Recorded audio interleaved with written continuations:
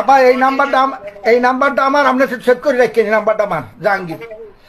আচ্ছা ঠিক আছে। ঠিক আছে, আপনি ঘাবড়াইয়েন না, আমরা আছি শক্ত, আমি শক্ত আছি। না আপনি ঘাবড়াইলে আমরা নরমই পড়ি। জয় বাংলা। আপা আপনি শেখ হাসিনার সাথে কথা বলা বরগুনার আওয়ামী লীগ নেতা গ্রেফতার হয়েছে। এর আগে সোমবার 12ই আগস্ট প্রধানমন্ত্রী শেখ হাসিনার সাথে ফোনে কথা বলেন আওয়ামী লীগের এই নেতা। 3 মিনিটের এই ফোন আলাপে শেখ হাসিনা জাহাঙ্গীর কবিরকে বলেন, আপনারা শৃঙ্খলা মেনে দলীয় কার্যক্রম চালাবেন। 15ই আগস্ট জাতীয় শোক দিবসকে যথাযথভাবে পালন করবেন।